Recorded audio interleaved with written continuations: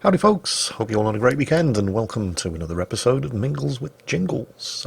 Playing in the background at the moment is a World of Warships battle submitted by Nirab. That's him there in the Richelieu. Nirab's a disabled gamer. World of Warships is one of the few games that he can actually play with any degree of competence because he suffers from muscular dystrophy, which effectively renders it very, very difficult for him to, well, move much. So do try to bear that in mind if you're actually watching the battle playing in the background during this episode of Mingles with Jingles. The guy responsible for this replay is physically disabled, and that might explain some of the long pauses during the battle where a ship doesn't really appear to do anything. He's probably, trying to deal with his physical disability at the time. Nevertheless, the fact that he is actually able to play World of Warships, despite his disability, and play it reasonably well into the bargain is, well, I think it's a testament for just how accessible this game actually is. In fact, that's something that occurred to me when I was at Gamescom last weekend, because I was live streaming in the middle, well, I was attempting to live stream in the middle of some denial of service attacks on the internet infrastructure at Gamescom on both the Friday and the Saturday. Those of you who actually saw the live stream will know exactly what I'm talking about. Now, I'm not going to sit here and tell you that World of Warships is completely playable when your ping is spiking between 300 and 2000 milliseconds. But it is playable. It's not pleasant, but it's playable. I actually managed to sink some ships in the middle of, the horrendous lag that everybody, it wasn't just me, that everybody at Gamescom was experiencing. Some of the most hilarious kills I think I've ever managed to get while playing World of Warships, purely and simply because of the horrible lag. But I can't imagine, I can imagine what it would be like trying to play World of Tanks with that kind of ping. Because it has happened before, and you just can't. World of Warships, however, while not pleasant, you can actually muddle on through. So it's perhaps not entirely surprising that a disabled gamer like Nirab here can actually put in a decent performance despite his physical disability, because he's playing World of Warships. I mean, I've seen replays from people who have similar disabilities in World of Tanks, and you can tell the difference while you're watching the battle. World of Tanks is by no means an extremely fast-paced action shooter. I've often referred to World of Tanks in the past as a first-person shooter for old men, because you don't require the same kind of reflexes to play World of Tanks as you do to play Counter-Strike Global Offensive, for example. But it's definitely a faster-paced game than World of Warships. What that does mean, of course, is that if you do suffer from a physical disability that affects your motor control, like multiple sclerosis or muscular dystrophy, or is it dystrophy? I really don't know. You're probably going to be able to deal with World of Warships better than World of Tanks, depending on, of course, the degree of disability that you're afflicted with. And the whole thing really got me thinking about gaming with physical disabilities, because this isn't the first time that I've had replays submitted from people who suffered from a disability of one kind or another. And sometimes, you can tell from watching the gameplay that there's something going on there. But a lot of the time you can't. So I did a bit of investigating, and it turns out there's a whole, almost a cottage industry built up to support people who play games with disabilities. There's a subreddit dedicated to helping people out, where they can only, for example, play games with one hand. One of the posts that I read on Reddit was from somebody whose mother, who had been a huge fan of playing World of Warcraft, but had suffered a stroke and could now only really control the computer with one hand. And you try playing World of Warcraft when you have to choose between using the mouse or the keyboard, because you can't use them both. And there were all kinds of helpful suggestions. Number one tip, of course, get a proper gaming mouse, something that has more than 3 buttons, which is good advice.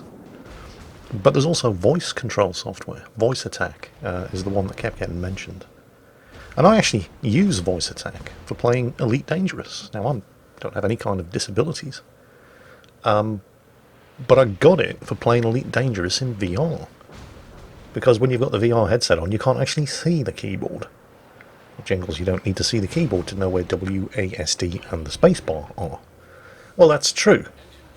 But Elite Dangerous uses a damn sight more keys than just WASD and the spacebar.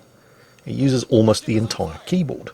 The thing is, with voice control software, you don't need to see the keyboard. You don't even need to be touching the keyboard.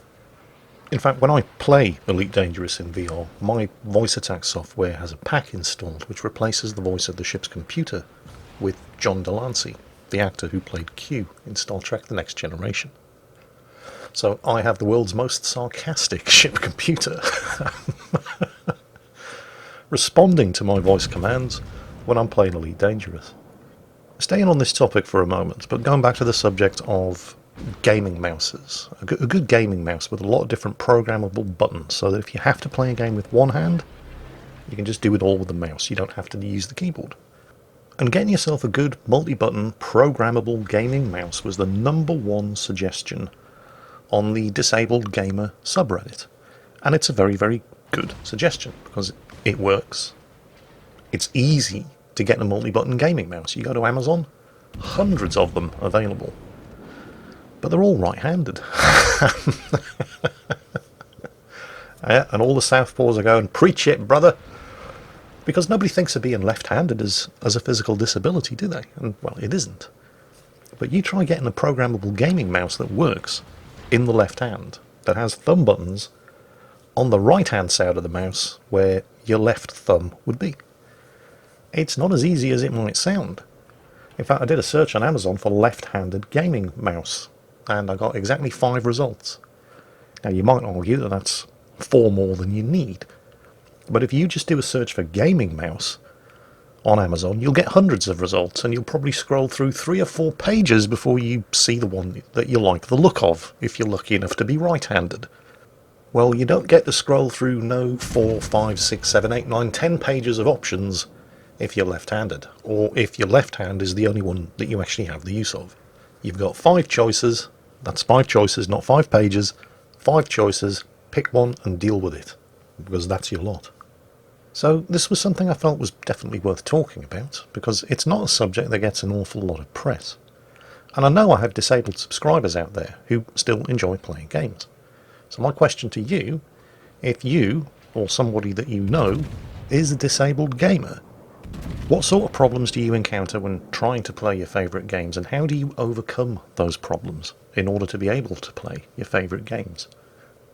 And while we're on the subject of polling my community, I did something incredibly silly this week. Earlier on in the week, I went on to the Jingles Salt Mine Discord, and I can't remember, I think it was in the general channel. I posted a quick announcement, said, you know, it's about time I started using my powers for good instead of just evil. Since I do have a direct line to the World of Warships developers, are there any questions, any issues with the game, both good and bad, that you'd like me to pass on to the World of Warships developers? Now, hold your horses, I said. Have a good think about the kind of questions that you want to ask. Don't just hammer away furiously at the keyboard in an effort to get my attention. I thought I'd covered all the bases. I seriously underestimated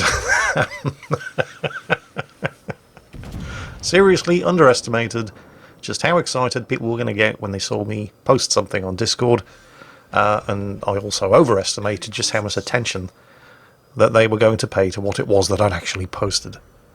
Bearing in mind that the question was, what comments or concerns would you like me to take to the World of Warships developers? Just a brief selection of the first couple of 100 or so responses that occurred within about a minute of my making the post included such gems as, Jingles, what do you think of them adding attack helicopters to War Thunder? And Jingles, when are you going to do more Cold Waters videos? Now, I admit I probably only have myself to blame. Discord isn't really the best platform for eliciting this kind of Q&A response from a community. YouTube might be, though. So I'm asking the question again here on YouTube. It's time I used my powers for good rather than exclusively for evil. So, if you have any questions or concerns or issues, both good and bad, about the current and immediate future state of World of Warships that you would like me to bring to the World of Warships development team's attention, let's have them down below in the comments. Now, there are a couple of conditions attached to this. First of all, I cannot guarantee that you will get a satisfactory response from the World of Warships development team. I also can't guarantee, in fact I can promise, that I won't be able to ask them every single question that gets posted in the comments of this video. But I will take a selection of the most popular questions, or the questions that I just think, that's a really good question, and I will bring them to the World of Warships development team's attention. Now, I fully understand that the top 2 most popular questions are almost certainly going to be, Jingles, what do you think about the Madden attack helicopters to War Thunder? And Jingles, when are we going to get more Cold Waters videos? Because that's just the way the internet works. So I will also be applying a bullshit filter of my own invention to the questions that I pick to take to the dev team. So you have been warned. Not that that's going to stop you, of course, because that's just the way the internet works. And long may that continue. Although, I do have to admit that posting the original question on Discord rather than here on YouTube wasn't a complete waste of time, because there were some good questions in there as well. It's just it becomes increasingly difficult to filter those good questions out from all the background noise, particularly when a couple of hours have gone by and the original question and most of the original replies have just gotten lost in page after page after page of spam. But there was, for example, somebody asked the question because they happen to be a particular fan of the Axis nations in World of Warships, so they mostly just play Japanese and German ships, which means that they can't play Operation Hermes because it's Allied cruisers and French battleships only. They can't play Operation Cherry Blossom because it's Allied cruisers only. And they're not going to be able to play Operation Dynamo when it comes out in the next patch, because it's Allied Tier 6 and 7 destroyers only. So his question was, are we going to see any Axis-only operations released in World of Warships in the future? Or less Ally-only operations in World of Warships? And that was a very, very good question. And it touches on an issue that I've actually raised in the past with regards to operations in World of Warships. I'd absolutely love to see more operations that are based on actual historical events. Of course, if you do that, it means that you're restricting the ships that can take part to one side or the other. So, more historical operations, good thing, but less choice involved for the players who want to actually take part. Not necessarily a good thing. So that was a great question, and exactly the sort of thing that we're looking for here. Before I forget, again, there was something that I meant to mention regarding my visit to Gamescom last weekend. And this is going to be particularly exciting for fans of Swedish power metal. On the Saturday of Gamescom, before I went on to do my live stream, I found myself sitting down having lunch next to this guy. No, not her, that's Rita. I have lunch with her most days. No, that is Pa Sandstrom. He's the bass player from Sabaton. And he's a really nice guy. He was also incredibly nervous about going on stage. What? Doesn't make any sense. He's the bass player from Sabaton. He makes a living standing on stage in front of a whole bunch of people. Yeah, but the thing you have to realise is normally when he's on stage he's got a bass guitar in his hands, not a keyboard and mouse. So, because he was actually there at Gamescom to promote World of Tanks by actually playing it in front of an audience. So he was terrified. Bless him. I know how he feels. But yeah, it was a really, really nice guy. Surprising too, because for lunch he was having a salad and a bottle of water. Not the expected line of Coke and bottle of Jack Daniels. Rock stars just aren't the same anymore.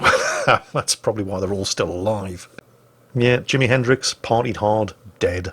Jim Morrison partied hard, dead. Stevie Tyler from Aerosmith partied real hard. At one point must have snorted the entire national product of Columbia up his nose. Realised he was going to die, cleaned his act up, still alive. Probably shouldn't really be surprised. But yeah, Pa Sandstrom, Sabaton's bass player. Or is it just bassist? I don't know, whatever. Guy who plays the bass guitar for Sabaton, one of Sweden's finest exports. Really nice guy. Well, anyway, I wanted to spend a few minutes talking about something that really managed to piss me off this week. I'm not entirely sure how I got onto this subject. I was just browsing the internet, as you do.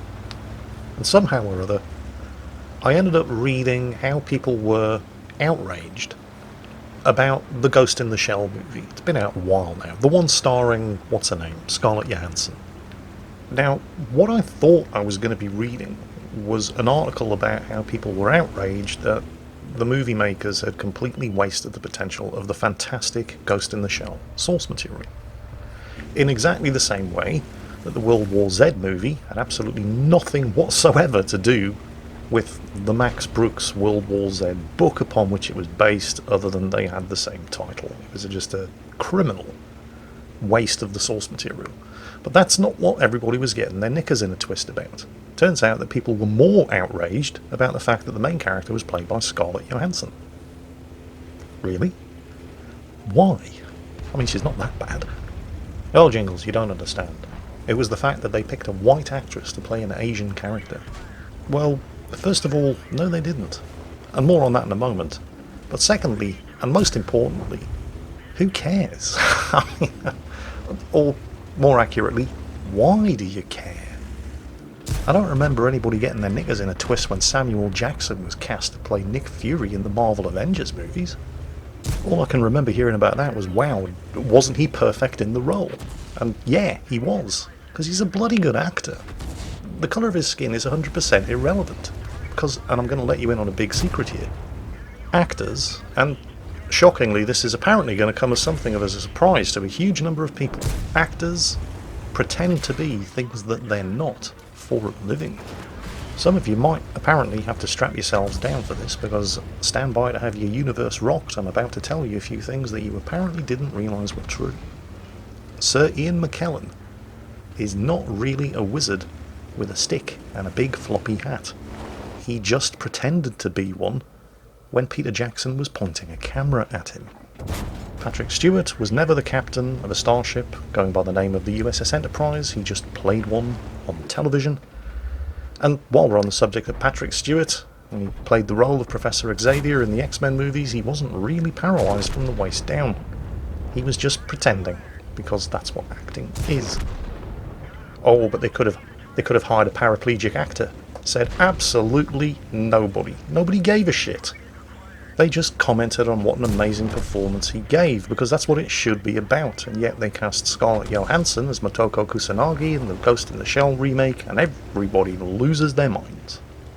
Well, not everybody lost their minds. I'm very happy to report that sanity did prevail in at least some quarters. You see, I wasn't alone in having the opinion, you know, seriously, this is not an issue. I mean, there are far more important things, more relevant things about the Ghost in the Shell movie that you could be getting upset about, rather than wasting everybody's precious bandwidth getting morally outraged that a white actress was cast in the role of a Japanese character. Because this brings me on to something that I mentioned earlier. Scarlett Johansson was not cast in the role of a Japanese character. And this was an opinion that I actually share with the director of the original Ghost in the Shell anime, who came out to state that this was all complete bullshit because the character isn't Japanese, it's a cyborg. These are not my words. Well, they are my words, but apparently they carry more weight if a Japanese person says it, for whatever reason, I don't know. But she's a cyborg, she's not human. She's metal and plastic, she's no more Japanese than R2-D2. And maybe I missed it in all the background noise, but I don't recall Talkie the Toaster from Red Dwarf writing in to complain that he was never considered for the role.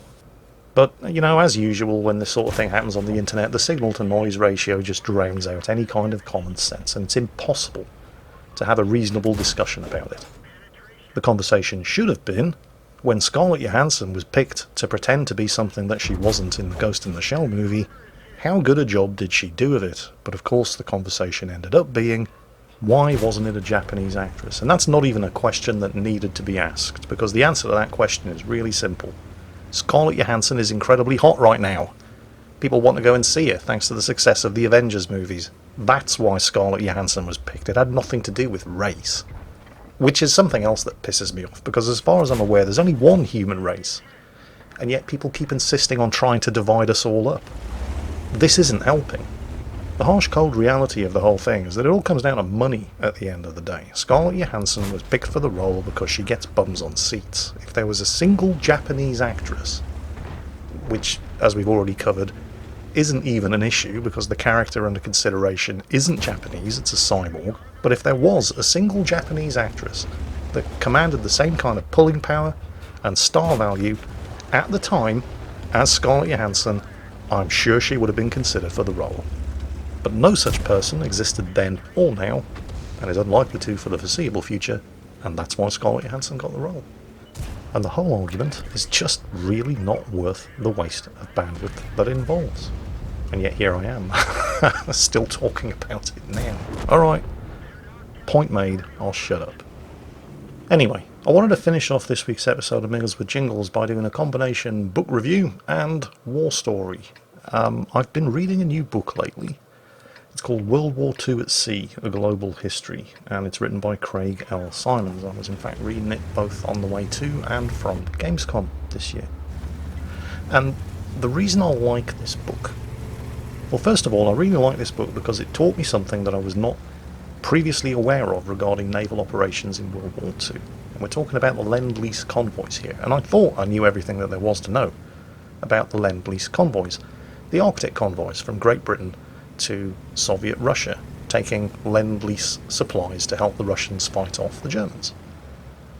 But the Lend-Lease convoys weren't just the Arctic convoys. There were convoys across the Pacific, from the western coast of the USA to the eastern coast of the Soviet Union as well. Well, how's that going to work? Because America's at war with Japan, and Japan controlled almost all of the western Pacific. How would an American Lend-Lease convoy be able to get past Japan to deliver its supplies to Russia? Well, they didn't. That would have been suicide. The Russians picked them up themselves. Russian ships would head to the west coast of the USA, load up with Lend-Lease supplies, and then travel them back across the Pacific to the far eastern coast of the Soviet Union. In some cases, sailing right through the gaps between the Japanese home islands. Russia was not at war with Japan. Not until the last couple of months of World War II anyway, when they did a bit of a land grab in Manchuria. But I wasn't aware of that. The other reason I really liked this book was because the author, Craig Simons, doesn't shy away from some of the more controversial aspects of naval operations during World War II, and I'm going to read you a few examples. Before I go any further, however, I should warn you, I would not be at all surprised if most of you are going to have some very strong opinions about the history that you're about to hear. You have been warned. On January the 26th, 1943, on only his 10th day in command of the submarine Wahoo, Commander Dudley Mush Morton boldly stole into Wewak Harbour on the north coast of New Guinea and sank a Japanese destroyer with a down-the-throat torpedo shot, hitting it head-on as it charged him. Morton successfully extricated the Wahoo from Wewak, and the next day he encountered a Japanese convoy of 4 ships. He sank all 4 of them, one of which was the Buyo Maru, a troop transport fitted with soldiers. Morton cleared the scene, but after the 4 ships had all gone down, he returned to find the area crowded with 20 or so lifeboats filled with survivors. He ordered battle stations, man both guns. His executive officer, Richard O'Kane, looked questioningly at him, which provoked this explanation.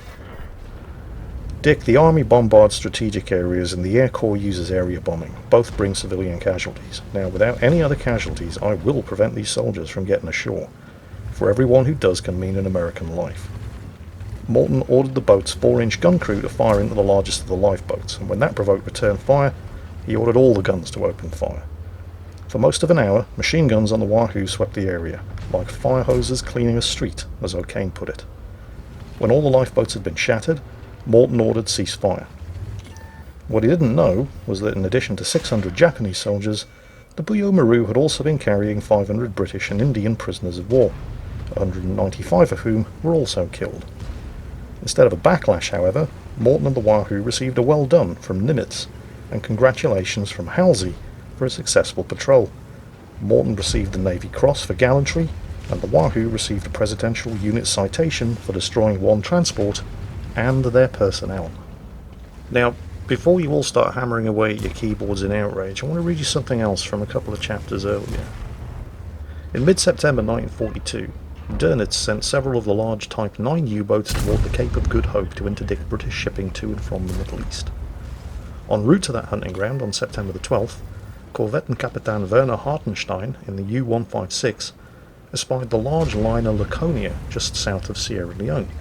The Laconia was a former British luxury liner that had been converted into a troop transport to carry soldiers to the Middle East battlefields. Hartenstein tracked her for several hours while waiting for dark, and just past 8 PM he fired 2 torpedoes at her. Both found their target. As Hartenstein circled the stricken vessel, he noted that due to her pronounced lisp, she had trouble launching her lifeboats and that hundreds of people were leaping into the water. Some of them shouted for help, in Italian. After pulling several of them on board, Hartenstein was horrified to discover that the ship had been carrying 1,800 Italian prisoners of war, his allies, from the battlefields of Egypt to Britain. He decided to rescue as many of them as he could and radioed Dönitz at Carnival, asking him to send more U-boats to his coordinates to help. Dönitz did so, and a number of survivors were eventually pulled aboard other U-boats as well as the U-156. By then, Hartenstein had fished more than 400 people from the sea, most of them Italian, but also some Englishmen and Poles, including a number of women and children. He took as many as he could on board and placed the others in lifeboats, which he towed behind him on the surface in a long string like a child's pull toy. On his own authority, he broadcast a message in English, announcing his intention to rescue the survivors and pledging not to attack any Allied ship that arrived to assist. The Allies heard the message, but suspected it was a trap, and in any case Hartenstein's officer was immediately disavowed in Berlin. Dönitz requested assistance from the Vichy French, then still technically neutral, who sent a rescue ship from Dakar. Before it arrived, however, an American bomber from Ascension Island found the U-156 on the surface, and despite the presence of a large white banner bearing a red cross that Hartenstein had erected on the submarine's foredeck, it attacked.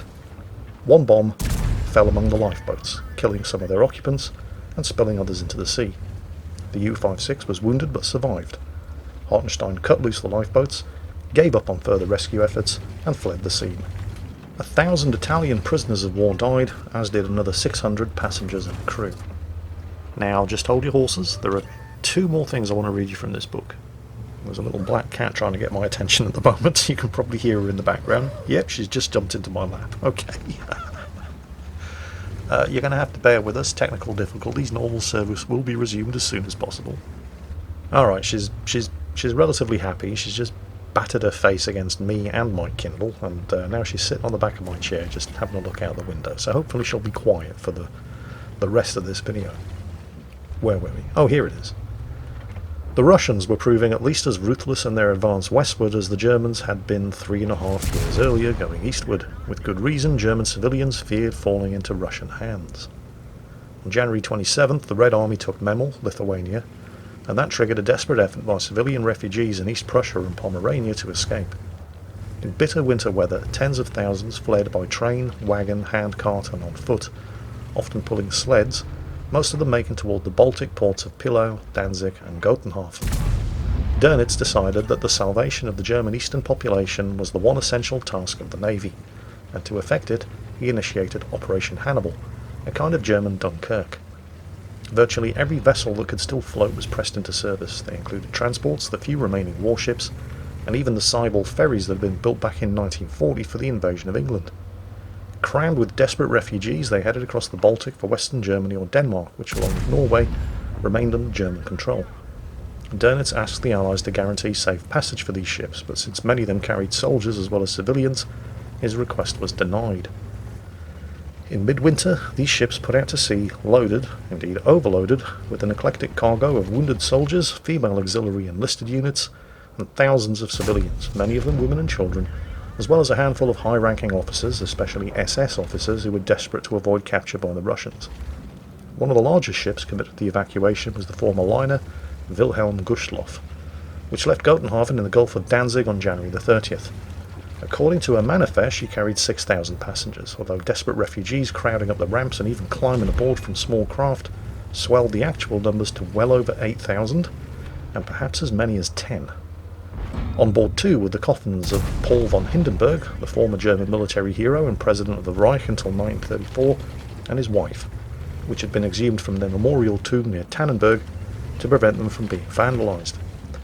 In rough seas and amidst intermittent snow flurries, the captain of the Wilhelm Gustloff, Friedrich Petersen, decided it wasn't necessary to zigzag, and when she passed in front of the Russian submarine S-13 near midnight, the sub's commander, Alexander Marinesko, could hardly believe his luck. After carefully stalking her, Marinesko fired 4 torpedoes. One misfired, the other 3 all struck the liner flush on her side. Though several naval vessels were nearby, including the cruiser Admiral Hipper, herself burdened with 1,700 refugees, fewer than 1,000 of those on the Wilhelm Gustloff could be rescued.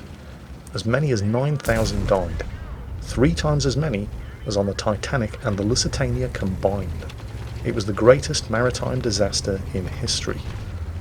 11 days later, Marinesco also sank the liner General von Steuben, carrying another 6,000 refugees. Despite such disasters, during the first 3 months of 1945, German ships transported as many as 1 million people, Dönitz claimed it was 2 million, across the Baltic to Western Germany and Denmark. And now, the last part that I wanted to read from this book, which, bearing in mind everything that you've already heard, hopefully, is going to set it all into some kind of context. Admiral Karl Dönitz was found guilty of war crimes at Nuremberg. The court made much of his conduct of unrestricted submarine warfare, citing it as a violation of the 1936 Agreement for the Humane Use of Submarines. The defense presented an affidavit from Admiral Chester Nimitz, who acknowledged that American submarine commanders in the Pacific had operated under nearly identical protocols. As a result, Dönitz received a sentence of only 10 years. He was released in October 1956 and lived quietly in a small town in northern Germany. He died of a heart attack on Christmas Eve 1980 at the age of 89. Right. Now you can start hammering away at your keyboards. I've no doubt that these excerpts from Craig Simon's book World War II at Sea has given you something to think about, and undoubtedly also something to talk about. So now's the time. And don't forget, if you have any concerns about the current state of World of Warships that you'd like to be presented to the development team, let me know about those down in the comments as well, because that is it for this week's episode of Mingles with Jingles. That book, by the way, once again, just in case you didn't get it, World War II at Sea, A Global History by Craig L. Simons. It's available for the Amazon Kindle or the Kindle app, and you can also buy it in hardcover from Amazon. It's a good book, I do recommend it. And I hope you've enjoyed this week's episode of Mingles with Jingles, because that's it. As always, take care, and I'll catch you next time.